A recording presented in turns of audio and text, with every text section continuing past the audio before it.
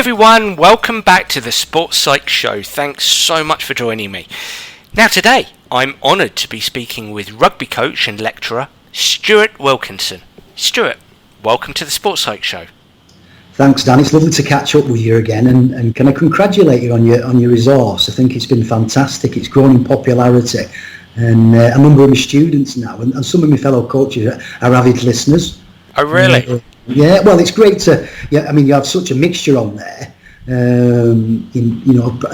Like myself personally, I love the Andy Abrams discussion, particularly when you start to get into some of the learning theories, and then conversely, a lot of my coaches speak about the one you had with Stuart Lancaster. So, in terms of the spectrum of coaches, particularly in rugby league, I think it's become a really popular resource, and I'm really pleased for you. Well, that's brilliant. Well, that's I'm really chuffed to hear that, and I think that's the aim of the Sports Psych Show, Stuart, is to try to have as many different types of guests who provide a sort of a wealth of experience in different areas, whether that's psychology or coaching. I think that's it's important to mix it up. Interesting, Dan. See, straight away you've put them in the same sentence, and it's a lovely sound, which you can say. So it's good. There you go. And so why don't we start today by getting you to introduce yourself, because I just think you've got a fascinating background in so many different areas. So, Stuart, tell us about who you are and what you've done. Yeah, so I'm 61 years of age now, so I've been in sport a long time, if you like. So, going back to the 70s, when I first started to prepare myself as a young rugby player, I knew I needed to fortify my body, and rugby players are built in the kitchen and away from the rugby field, aren't they? So, and they spend time developing themselves in so many other ways. I served my time as an engineer on nuclear submarines. Of course, there was, professional sport in those days. There was just football, really. I'd love to have done that, but I was never that talented, even though we all dream of it. I wanted to be a professional, and I managed to sign quite early in life.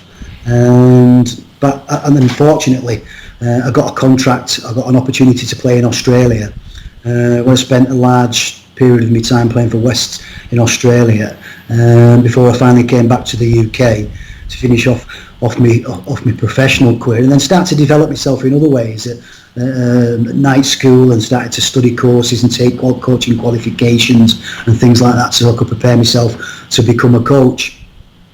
And in them days, Dan, I think there was only still a PE degree. It wasn't until the early 90s you got a sports development and a sports science degree. So it's still quite difficult when I was finishing my career off.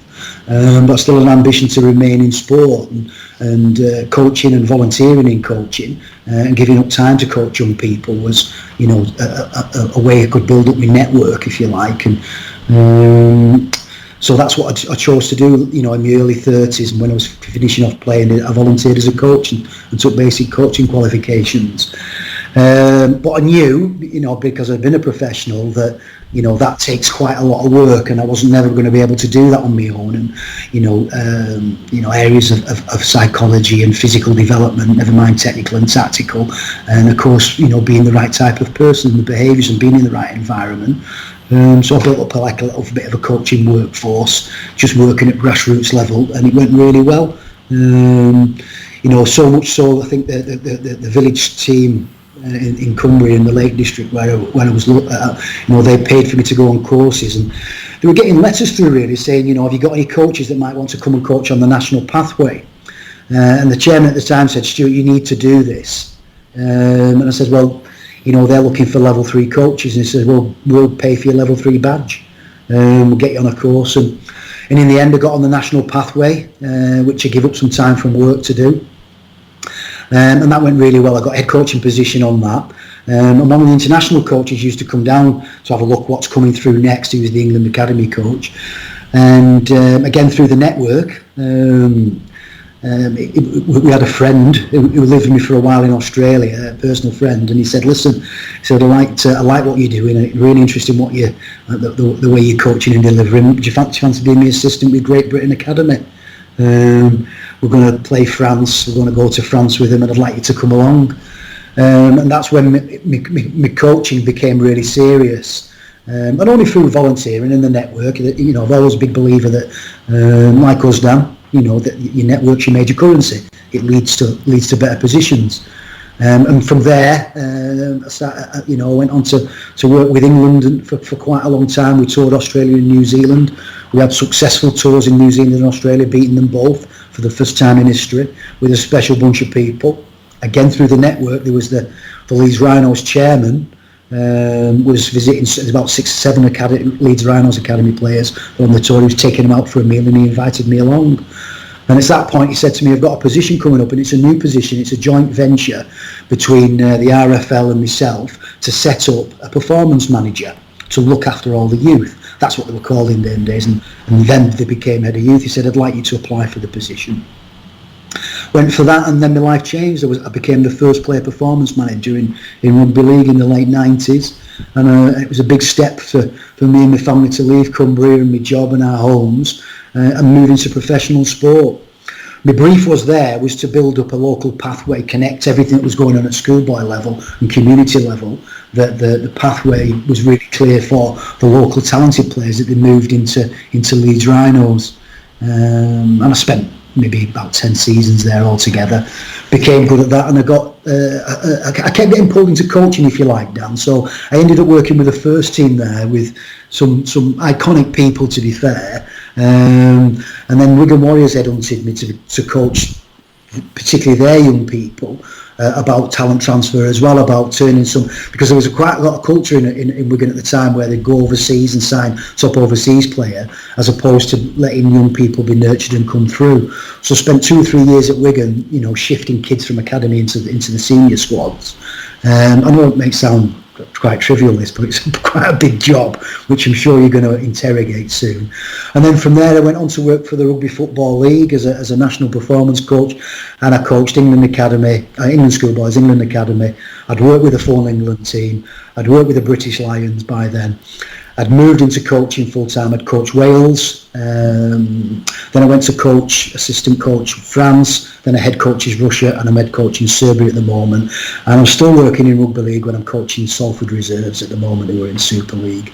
6 or 7 years ago, I got an opportunity to start, because along the way I'd done degrees. I'd done a teaching degree. I'd done a sports science degree at Leeds Met. Then I did a teaching degree. Then I did a masters at UCLan, and now I'm in the last throes of my PhD in talent development in rugby academies, both rugby league and rugby union. So what I say to students now, so I can walk the walk and talk the talk, if you like, and which, like you, they laugh. But they get an idea that there's someone stood in front of them that's really done some prolific reading and researching, and also delivers at the coalface as well, and avoids the term pracademic because of the illusion it creates to those great practitioners that work on intuition alone. So I've got a foot in many camps, and I've had lots of good experiences, and yeah, so this conversation can go anywhere. I know it wants to go in a particular route, Dan, but this conversation could literally go anywhere about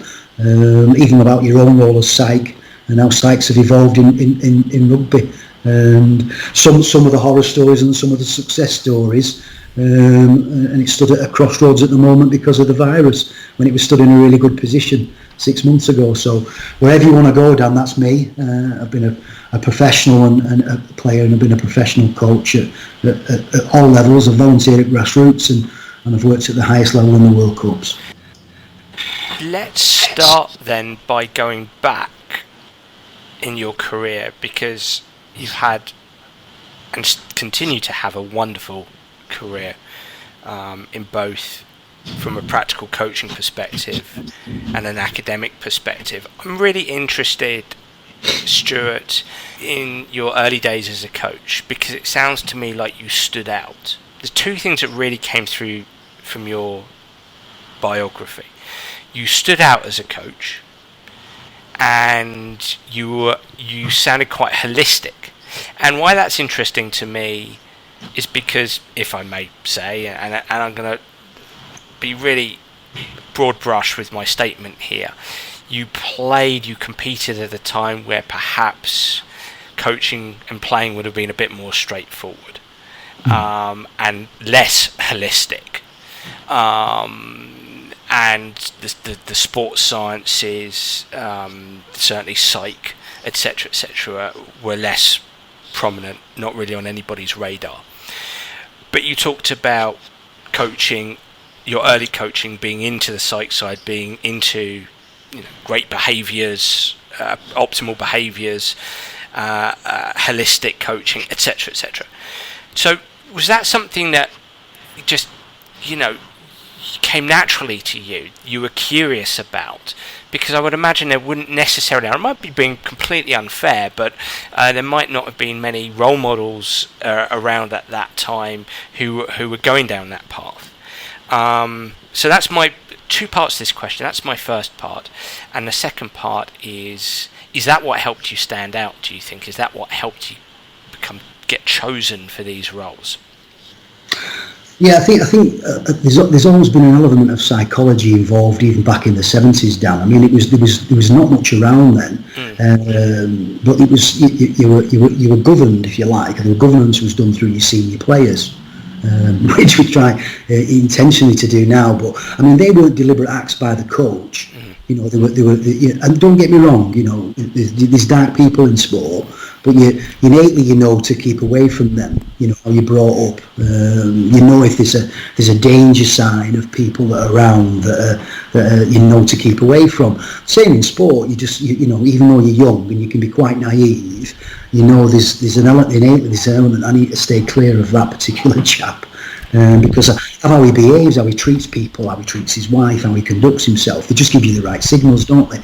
And then there's other people that are in there that like the ones that are in, some of your senior players that correct you about, don't do that, it doesn't fit here. You can't get changed there, get out, you've not earned the right, all right? And don't pull your face at that, that's how it is. And there's some governance done by some of the senior people as well. And again, I remember quite early on. I remember playing in a semi-final. I'd not been a professional long, and I had a really significant game in helping them win the game. And for the final, I was dropped. The coach just simply said, "Oh, my main man's back. You're out, but you're doing well. Keep doing what you're doing." So I didn't kick stones. But that wasn't taught by a coach or a psych, that was taught by my grandfather. You don't let anybody know you're hurt. That had a profound effect on some of the senior players. Because as things progressed, I remember the captain, Malcolm, saying to me, "Stuart, can I just have a drink with you before you make your way home?" This is a few weeks later. I said, "Yeah, of course, man, no problem, but I normally get a lift home with Paul, so I'll have to be quick." It's all right, I'll run you back. And it was quite a distance, he'd have to take me back to my village in Cumbria. And he took me to a pub and we had a drink of orange, and he just said to me, "I really like what you're doing. If anybody could have kicked up, put a transfer request on and kicked up a transom, you could have done, but you lined our pockets, son. Okay, keep doing that, because at the moment we're all on your side." And I said to him, as Frank put you up to this, and he said, "No, he hasn't. I just think it's you need a pat on the back for what you're doing. Because you didn't kick stones, you weren't bothered, you were right out of the team, but you put us in a great position." Now that's what, if you like, that's what values and integrity and some elements that are important to psychology, like values, all right, and behaviours, all right, that you observe and see, start to take place. Now that's what it looked like in the old days, all right. The coaches were just brutal with you, and that's how it was. But there was a network, a community inside all that nurtured in other ways, and kept you on the right path. And of course today, people like yourself would educate a coaching network on a pathway to be able to do that deliberately. I think that's where sports moved from. Yes, it's always been there because humanity does that to us all. I did it when I was finishing off players. Coaches used to say to me, "Stu, can you just take care of that group of players there?" And I'd look after an activity and try and give them the best I could. That's why I knew I'd be passionate and determined to contribute as a coach. Just go on, Dan. Sorry. And so, what helped you stand out as a coach when you started to coach? What helped you stand out? I think it was just my passion for people that was playing the sport. Really, I just seeing them grow, watching them evolve, and watching them learn and develop in different ways. take on challenges, come through tough times, which you get in the sport that I've been involved with. It's not always shiny, and then see, helping them getting through those periods where they could become successful in the end. And then, how can I do that in creative ways? What other methods can I do that? What research can I do to stimulate learning and progression and motivation, if you like? So, and I think that's what drew me towards books and reading and other people, mentors in different ways that could help me do that. But I knew I didn't have the skills, so I've always brought other people in that I knew had those attributes. That's really interesting. So what you're not, and look, I'm clearly biased, but what you're not saying, and what I don't hear you say is, well, back then I had this incredible game model from the principles of play, the X's and the O's and all that jazz. What you're saying is that first and foremost, I had a passion for people and helping them develop their skills. I had an interest in finding new ways to motivate them, new ways to help them become creative, new ways to help them grow as people and subsequently as players. That's what I'm hearing you say. Yeah, and even in the early days there, when I first started to coach, I used to have a game called error-free game. I see people use it all the time. So take chances, make risks, and there's no penalties for it. Now, if a parent or a head coach saw that, they would. Well, it's not shiny and clean, and it's not. It's ugly and messy, and that's how you have to. If you like, I suppose when I was coaching at Leeds, there was a really successful coach there at the time, Malcolm Rayleigh, and he saw me having a frustrating time with my team. And he could sit next to me and just chat to me and stuff like that. And it was a really, really difficult game. And I had lots of notes, like I always had. And he said, "Can I borrow your pen for a minute, Stuart?" And across the top he put entitlement. And I thought, what does he mean? No, and obviously he says, you're not entitled for it to be glossy and shiny and as you want it. They don't see it like you see it. All my way through my career, there's always been there's no entitlement here. It's always going to be rocky. It's always going to be tough. It's always got to have an ugly period. But your endeavour to find answers and solve problems and make it as clear as mud sometimes was what inspired me to try and help them a little bit. Interesting.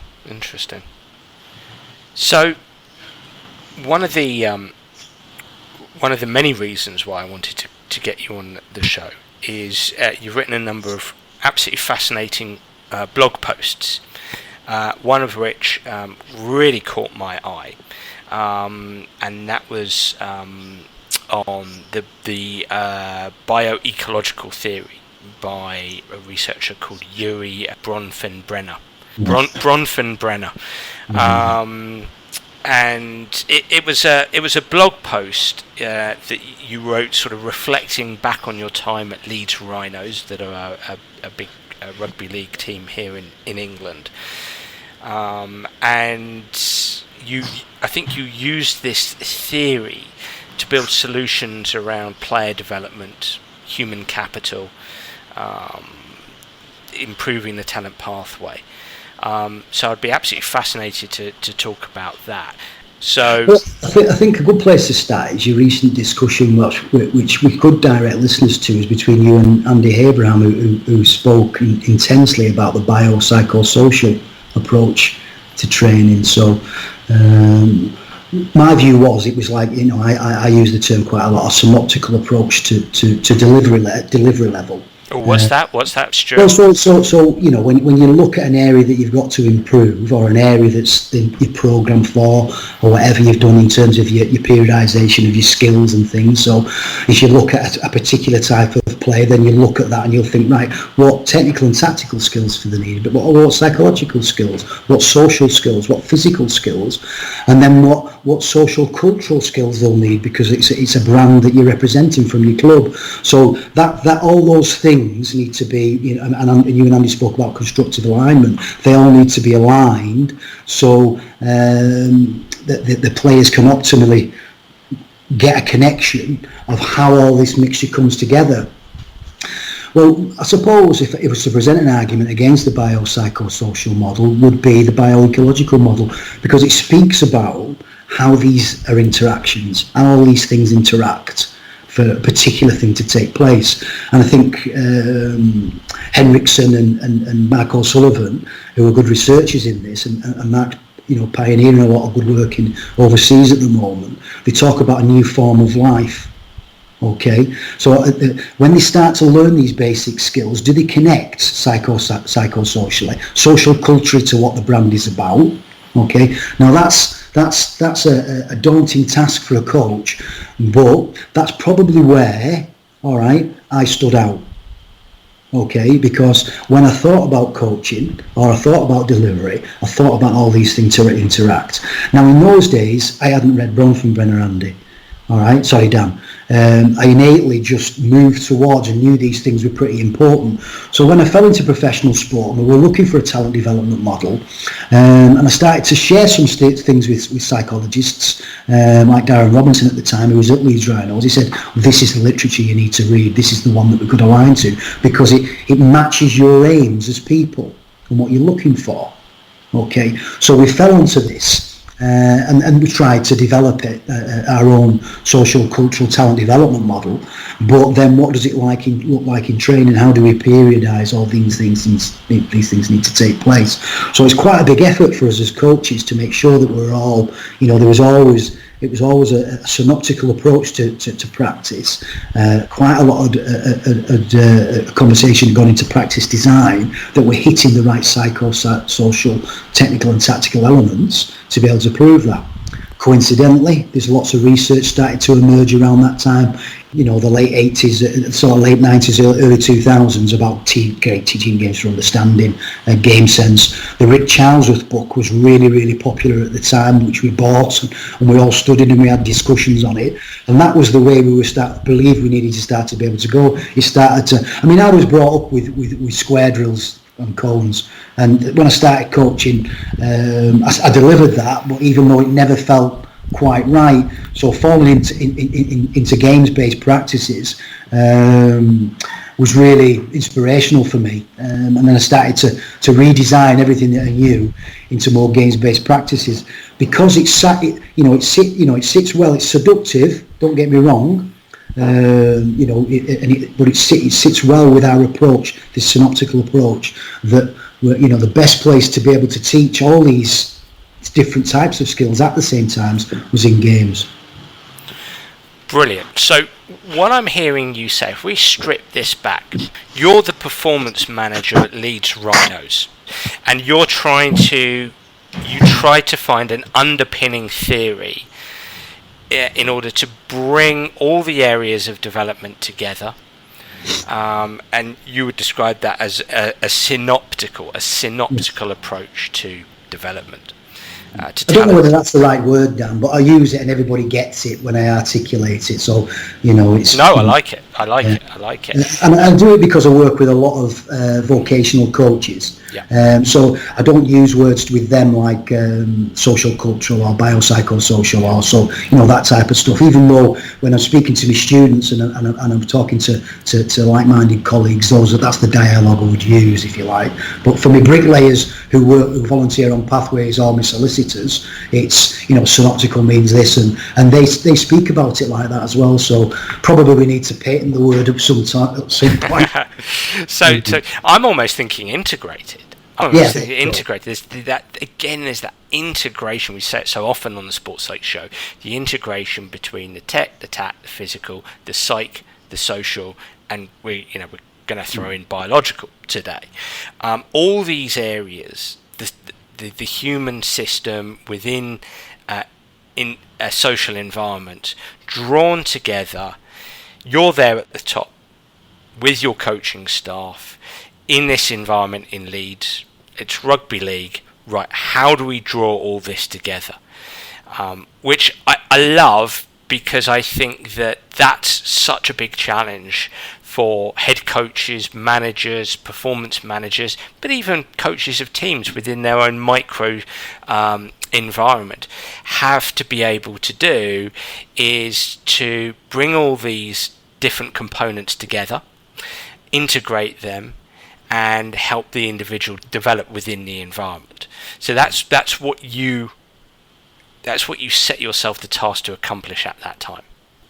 Yeah, so that and again, we were really fortunate at Leeds. I think we were one of the first Super League clubs to employ a full-time psychologist, and he helped a lot with the first team, but he spent time making sure that the academy was getting the right types of values and behaviours passed down, and Darren helped me quite a lot with the challenges we'd present players with. Okay. So yeah, we when we started to share it, so let's have a look. In them days we had 66 athletes, okay, spread across different age groups, 14 or 15 coaches, some full-time, some part-time, some voluntary. Okay, so it's quite a large workforce to shift, but again with our clear aims that we needed to be able to produce players that the first team valued. So the first team coaches would tell us, this is the DNA. So when academy players have gone through before, so we did like a mini case study, if you like, which I always advise any club to do. The head coach and the coaching workforce of this is, I like this kid, I like this kid, I like this kid. Why do you like him? And again, that's where you start to, and Darren helped us quite a lot in terms of collecting the information and how we could badge that up, if you like.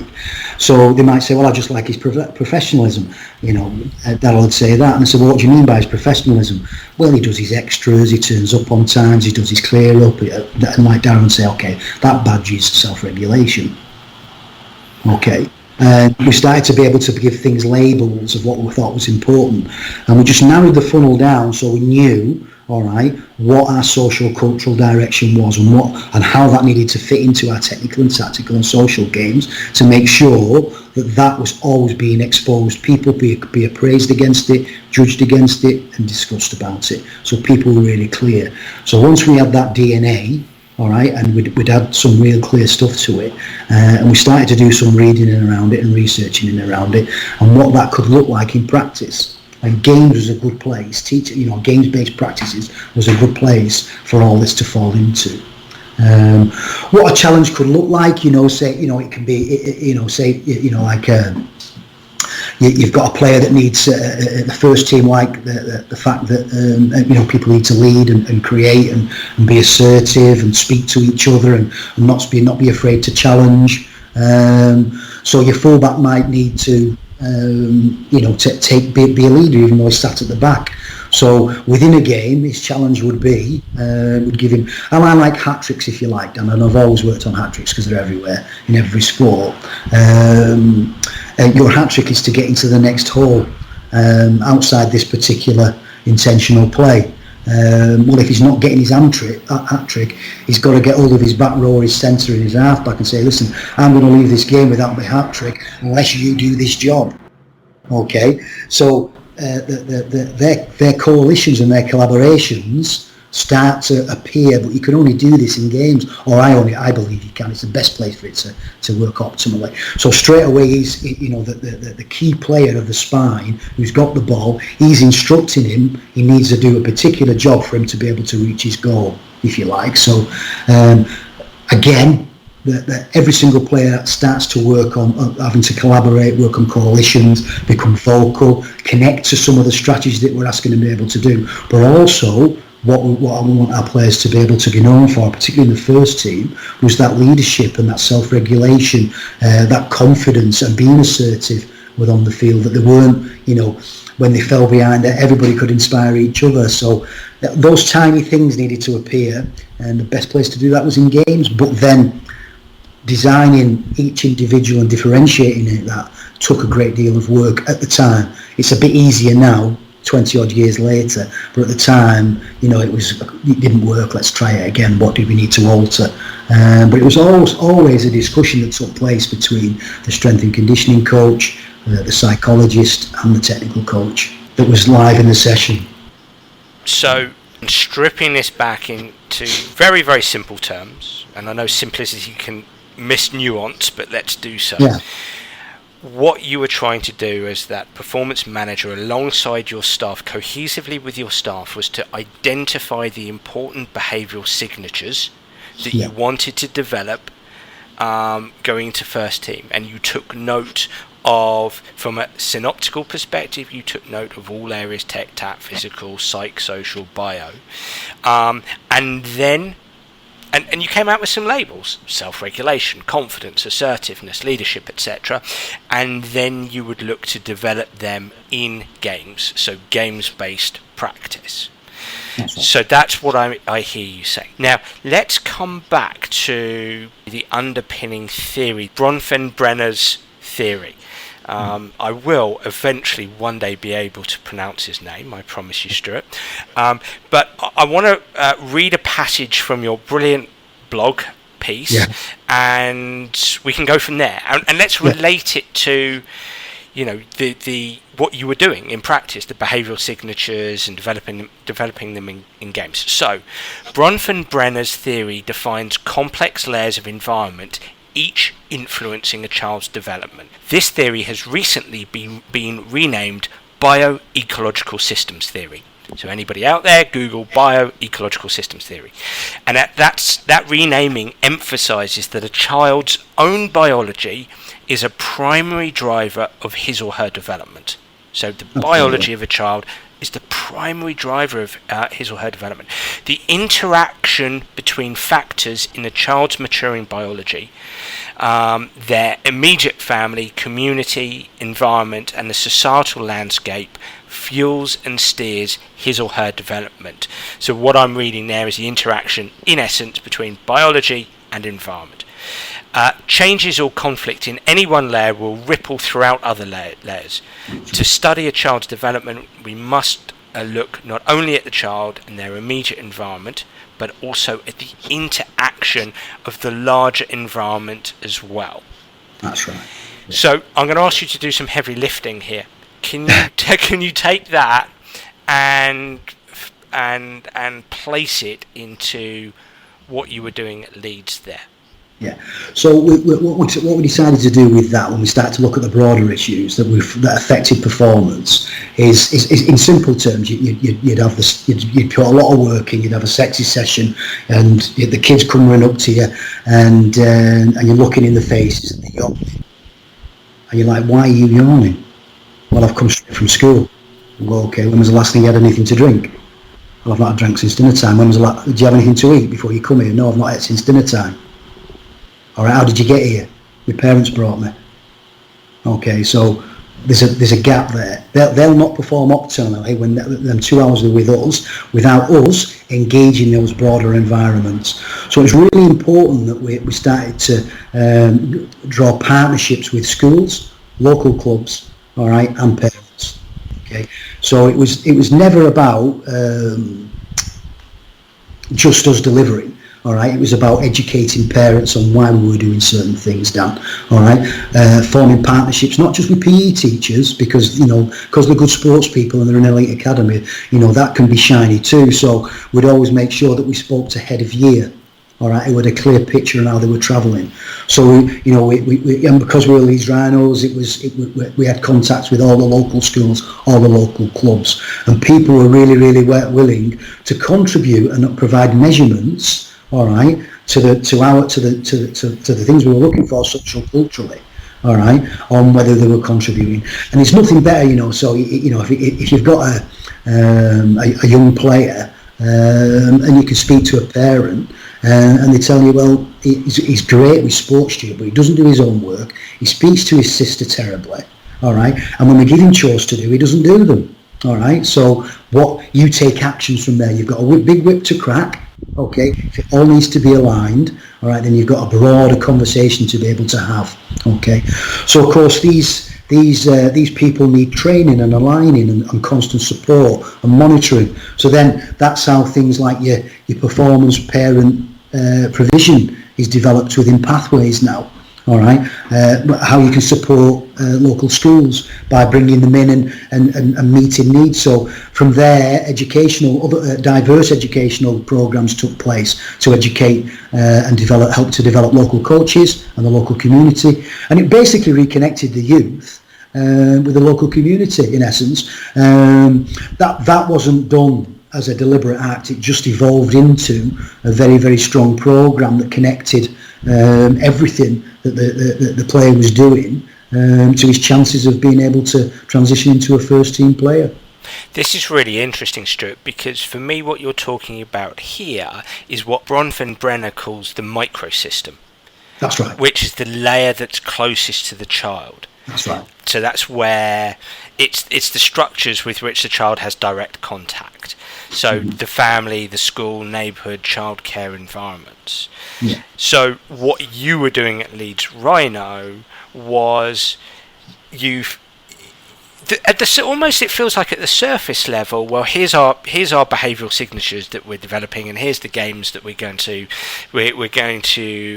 coordinate in order to help these players develop those behavioural signatures. But we understand there's more at play here.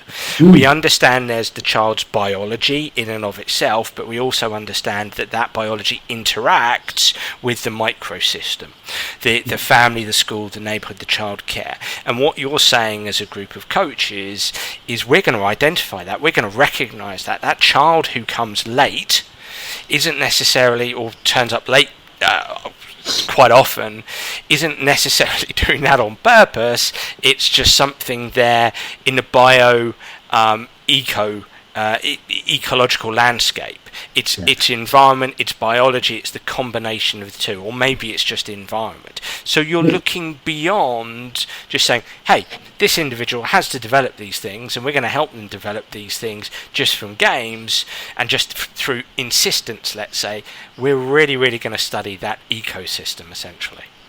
I'll give you an example of what that looked like from my benchmark when I thought we've made it here. There was a young player came to the club. Now this player has just retired last year, and he's played for the British Lions. He's been a world champion, and he's been a wonderful player for every club he's played for. So let's track that back to what it looked like at 14, Dan. Now I'd be on the training field, and I'd say, where's such and such at? As he finished gym session, and he said, oh no, the conditioner sent him home. I said, well, why has he done that? He's sub 11 seconds for 100 metres. Why isn't he out here? And he goes, he didn't have the right footwear on for the gym. All right, okay. Let's have a conversation. Let's find out what's gone on here. Okay. Do we know enough about this young person? Well, he was with a single mother, all right, with 3 younger brothers. Okay. The shoes he wore, Dan, he wore for everything. Okay? So he wore at school, he wore for training, he wore for football, he wore for rugby. Okay? So he wouldn't let him in the gym because of his footwear. The second week he wouldn't let him in the gym because he'd borrowed his mother's aerobic shoes that she does aerobics in. So you're not coming in the gym with them. Okay? So there was a risk there of that kid dropping out. Okay, remember I've got 66 kids here, but I had to investigate it. So when I asked the question, all right, to his community club, that's the position he's in. Okay, so I got told off from my own wife at the time, but on the Monday I waited for him to get dropped off, and I took him to DW Sports across the road and bought him a pair of training shoes. Okay, and took him in. Now, I'm not saying I'm going to be myself on the pat on the back for that, Dan, but that's the reason why you need to connect with those wider issues. Okay, because I'm pretty sure, all right, in that environment, even though he had all the attributes, and he was a soccer player at the time, so he could have easily signed for Leeds United, but fortunately we got his signature in the end. And that's just one of 1,000 different types of conversations of the reasons why you need to connect with parents.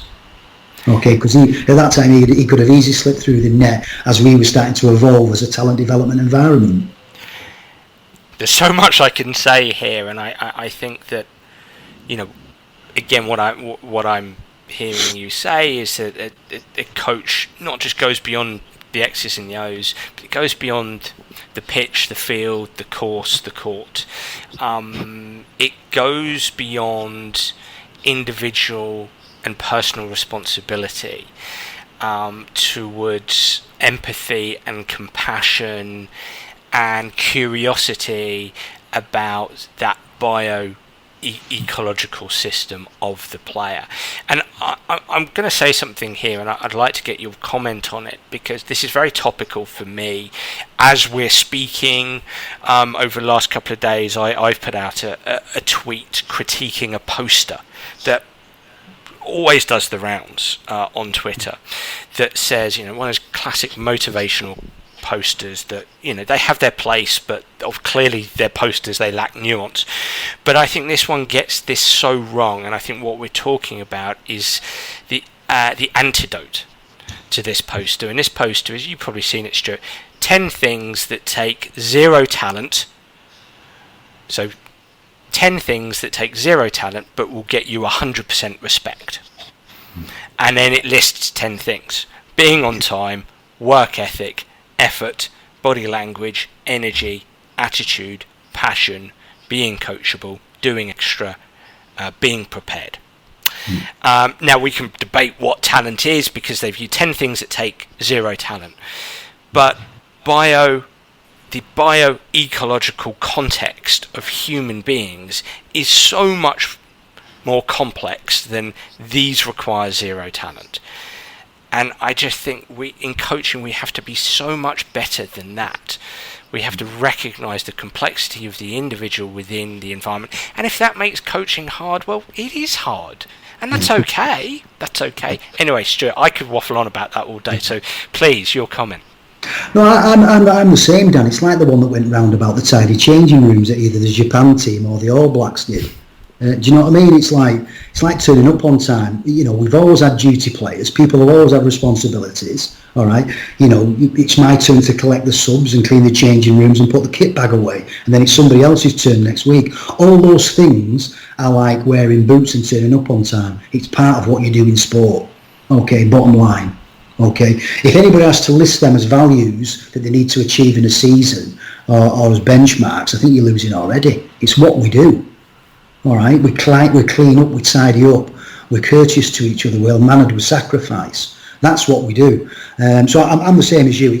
I think those interactions that you can be appraised against them. Don't get me wrong, and there'll be people that probably nobody like to be duty players. But it was really clear who the duty player was when you were a junior sportsman.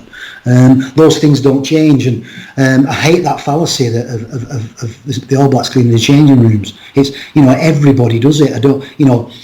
I've coached Great Britain. They tidy the changing rooms up and help the kit man. Nobody does it. Nobody doesn't do it, I should say, Dan. So yeah, I've seen the poster. I've seen some of them before. I think they're really good conversation starters about what we're doing now. Yeah, great conversations to have with players and parents and junior coaches, because you do really want to inherit players with those really good values that are embedded into those little micro cultures that they have. All right. But Stuart, I suppose my main point here is you didn't get that job at Leeds Rhino, put up a poster and say, we insist on this. What you did, you put a strong structure in place, a collaborative structure, I would say a psychologically informed environment that enabled you to identify the key challenges, that the individual differences, I should say, in your young players, the key challenges that they have, and help them to grow. And my bugbear is, I think perhaps maybe the traditional solution behind these soft skills is insistence that actually just then leads to resistance, rather than an understanding of the nuances between individuals and the bioecological challenges that people have. Yeah, I think what Bronfman and Breda did is those interactions, they allowed us to embody it. Okay, it was that embodiment that convinced me this is the best model for a rugby environment. What do you mean by that? Well, it becomes part. We share things. the embodiment of the players' endeavours to improve, the coach becomes part of that, all right, as well as the environment does, and everything drives towards his transition into being a more successful player. Okay, we don't have, you know, wherever I go down, I don't put a poster up. We live it. It becomes part of what we do, and it's that embodiment, if you like, that we share. And I have to go and learn things. I have to go and improve areas of what, if there's a gap that I can't facilitate, you're the chances of you making it. And if that's embodiment to me of how that looks, and that can be an embodiment in terms of psychology or just the environment. Okay, how do I get myself better? All right, so my athlete has a better chance of making it. And Bronfenbrenner's interactions allow you to embody it. Yeah, you've got to live it, haven't you? You really have to. And just looking at your, as we're speaking now, as I'm listening to you, I'm also looking at your really, really brilliant blog post, which I'd advise everybody to jump on and have a read. So we've got the individual. There's actually layers that Bronfenbrenner talks about. There's the microsystem that's closest to the individual. Then there's the mesosystem, the exosystem, and the macrosystem. Are you able to fill us in a little bit about those? So your macro stuff's more about the stuff that Andy talked about, the biopsychosocial stuff. All right, where they've come from, their environment, you know. So I suppose a good way of putting it, if I give you 2 or 3 stories here. Okay, so I grew up in Cumbria. Geography, it's not very big towns, mostly small villages and large towns. Okay, so all the lads knew each other. Okay, one town, one school, so we all played football together, we played cricket together, we did athletics together, we played rugby together, we swam together, we played together. Okay, all right, so we you know, there's some really closeness in terms of tribal stuff that you get from Cumbrians. Okay, now tribal stuff's are really, really good. You know, when, you know, a typical example would be, right, we've gone 13 games on the belt and we're winning, and all of a sudden we've hit a bad spell. The fans hate us, the directors hate us, everybody hates us. Right, let's close ranks. This is about us. All right, and you chisel your way back. So that's a strength of tribal, but the weakness of tribal is they don't mix well. Once they get off the island, Dan, and you split them up and they start to move on, all right, they need quite a lot of care, okay, to maintain their big fish status, okay. That's not a problem, it's not a negative, but when they move, if you pull a kid from such a strange environment into wanting to Leeds, all right, which is a soccer mad city, all right, you know, lots of schools. All right, rivalry is intense. Everybody wants to be a soccer player, so they're generally better athletes by the time you get them, because it aligns so well with late specialisation. Taking a kid that's used to, from a small community and a big fish in a small community, into environments where, like that, they can become quite lost. All right, so they need quite a lot of support to help them transition over, because the environments are so different. The kids in Leeds are naturally good athletes because they're soccer mad. Everybody wants to play for Leeds United, Dan. All right, so they come into rugby late. I've even signed kids from professional football clubs. I used to speak to their academy managers. Oh, yeah, when's he played rugby? Well, I watch him play at school. Are you keeping him or not? And it's, well, we won't do, but we're really happy to pass him over to you if you want to take him. And I've took soccer players on that never even played community sport. But so they're a different environment, they're a lot more confident, they interact well, they're exposed to a lot more challenges, and they mix with diverse groups and ethnicity and religions. Okay, completely different to Cumbrian kids. Okay, then I moved to Wigan and I find the smartest rugby players I've ever worked with. Okay, so if you're from Wigan and you're a man, you're playing rugby league. All right, so that's all they've ever done. That's all they've ever known. All right, so they're probably not as good as athletes.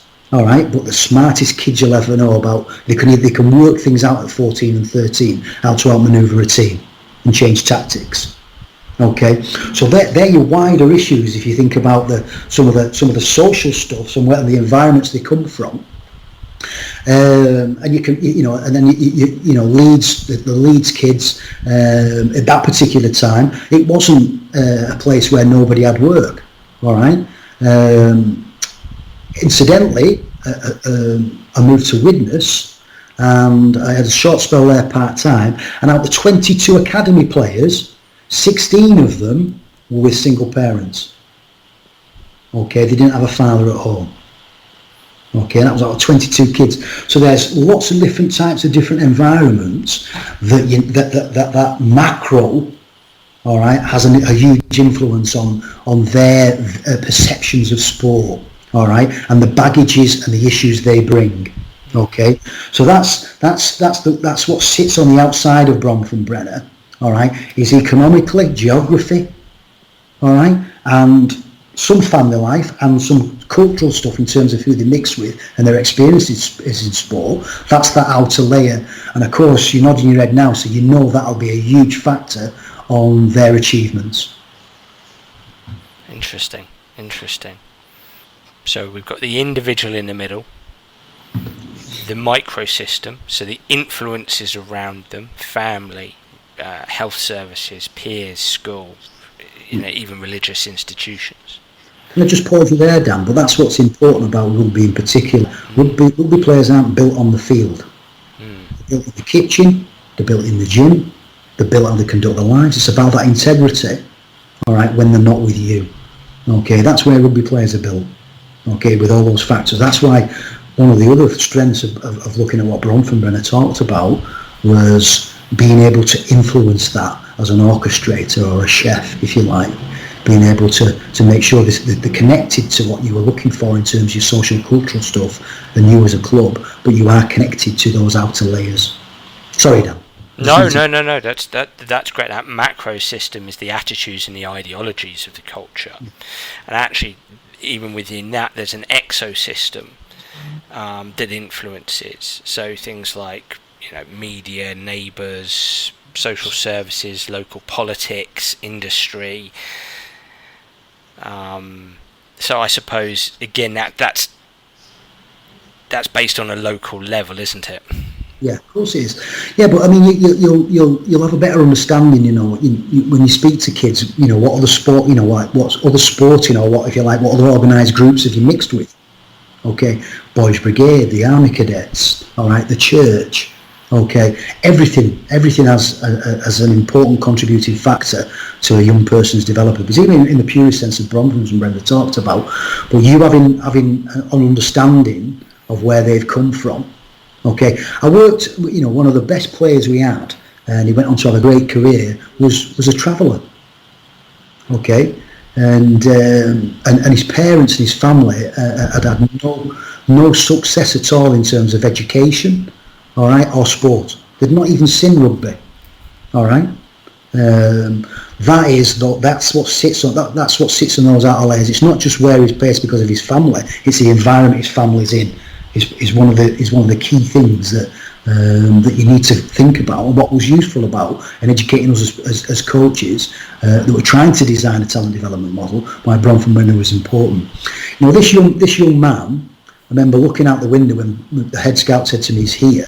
He turned up and he'd come down the canal footpath on a horse with no saddle, tied it to the fence, jumped over and trained. That was his first training session down. Okay, so that's like typical in rugby. That's not typical in rugby league or typical in any sport. But as soon as we started to work with him, we found that a fantastic athlete who was really determined and driven to make it. All right, he didn't fit us in the long term in terms of our overall value, but he moved to another club and became really successful. So how do we manage and educate a group of people that have never been around sport before? Fascinating, Stuart. And I think to close, my last comment, and I'd like to get your comment on this. I'm just thinking here. I'm thinking of this model with relation to psychologically informed environments. Our capacity as coaches to sit down and have a good, robust, positive, practical discussion around the thoughts, feelings, personalities and experiences of the players we have in our group, and adding to that in the sense of adding in their micro and their macro system, having a conversation. Why does this player, or why do these players do what they do in our environment? Well, where have they been? What have their experiences been? What were their micro? What were their macro system? Might that conflict with what our micro system is? I'm thinking of all the little coaching processes I would want to look to put in place within my coaching practice as a consequence of that psychologically informed environment, as a consequence of that conversation.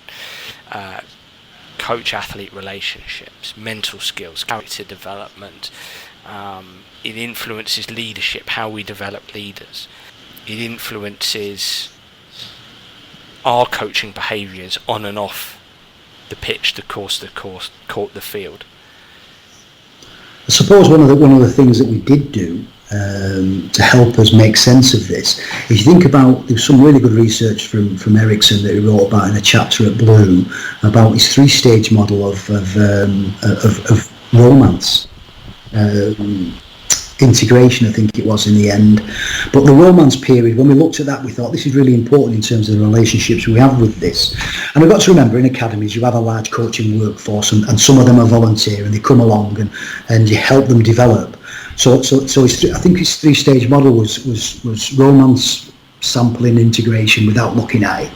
But the romance period is really important in terms of commitment, Dan. What it allowed us to do, because you can see other things inside if you've got Bronfenbrenner's theory, and you know these interactions are right and they're monitored, you're collecting data, you're having interviews, you're meeting regular with all those people in the outer circle, never mind having a review in the middle on how he's performing. Okay, there's other things you need to be able to do. You need to be able to foster good relationships, all right, with them stakeholders, if you like, even though I don't like using the word. So, and that is about romance. And what Ericsson talks about in that 3-stage model, and particularly in romance, he talks about allowing that period of time, allowing them to have to be able to develop that rapport and that fondness for each other, to be able to build affection. Okay, because what he talks about with affection, once that's established and there's some trust formed, well then commitment follows. All right, a commitment follows. So relationships are central for the success of Bronfenbrenner. Okay, so they are, with people on the outer layers, if you like, they might be biannually. As you come further in with school teachers, they might be quarterly. As they come further in terms of parents, they might be monthly. Okay, but your interactions with your players, all right, you'd want some type of feedback. Nowadays they've got stuff on the cloud now where they can have performance management tools where coaches can lead information about an athlete that has interacted with or has had an issue or has achieved well. So you shrink that down even further, and then we start to talk about how well we could interact with our athletes. Okay, so we'd interact with our athletes regularly, but we need a platform, a medium to be able to do that. So we chose to use warrior thinkers and doers. So today, tell me where you've been either one of them. Well, I was a warrior issue, or I was a doer here, all right, or I was a thinker there, all right. So coaches then started to have, with what they were, and quite soon, kids would say, well, can I talk to you about something different? Can I talk to you? And how all these interacted on a bus journey home from school today.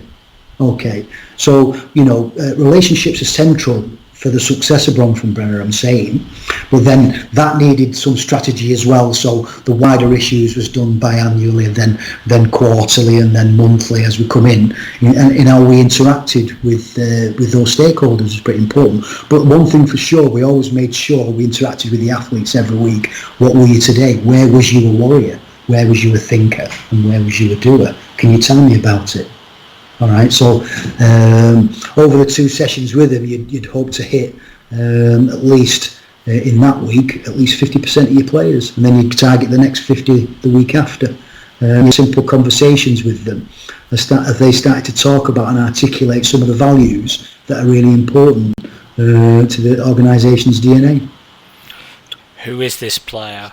Where has he or she been? What did he or she grow up in? What environment? In terms of their personality characteristics, when have these kind of characteristics that you're talking about helped them, and in what environments? When have they hindered them, and in what environments? Can I give you an example? One example was Jamie, and I can never forget it, and he was late, and I said, right, okay, then you tell me what have you done today, and he goes, well, I was a doer today, Stuart, because my father had locked my moped in the garage, and he was at work and I couldn't get the key. I said, well, so you got here, but how did you get here? And he said, well, I had to catch a train and 3 buses. And I said, Jamie, I apologise for telling you off for being late. You are a doer, probably a warrior as well. Now, that's nothing to do with the sexy stuff we've coached them or moved him forward, all right? But it's damn better than putting a poster on a wall, all right? And those interactions and how we interact with that and how he's interacted with his environment to get here on time is probably, you find him what Bron from Brenner talks about, and why a lot of these football clubs now are starting to use it more often as a talent development model, because it's those interactions and the connections you make with them. Well, Stuart, as always, and we've spoken plenty of times in the past, I could talk to you about this stuff all day long, and I'm enormously grateful that you've taken the time to share this. I think it's really going to get the Sports Psych Show audience thinking, and I'm sure they'd be keen to tap into your wealth of knowledge in the future. So how can people, are you on social media? How can people follow you? And if you want to be contacted, how could they get in contact? Yeah, so I'm on Twitter, Dan. It's Stuart Wilkinson on Twitter. I think I've called myself Alpha Rugby Coach, which might put a few people off, but please don't. It's just a handle that was, I thought, let's put that one in, because the first 10 I put in were already taken. So I'm on Twitter and I'm on LinkedIn. So either one of those are great. I do Facebook, but that's more about family and friends, and I don't even have my notifications switched on. But Twitter's probably a great place to come and make. And you know, over this period since March, I've had lots of young coaches reach out to me. And I've reached out to some people myself recently as well, to have conversations and clarifications and discussions on things. So please do it. You'll see my bio there. I'm sure you might be able to share it when you produce your podcast down. So you know, anybody there, any discussion at all, even some of the things we've talked about today, or if you just want to talk about rugby skills and training, just please, no problem at all. Make contact. Let's network with each other. Awesome, Stuart. Thanks so much for your time.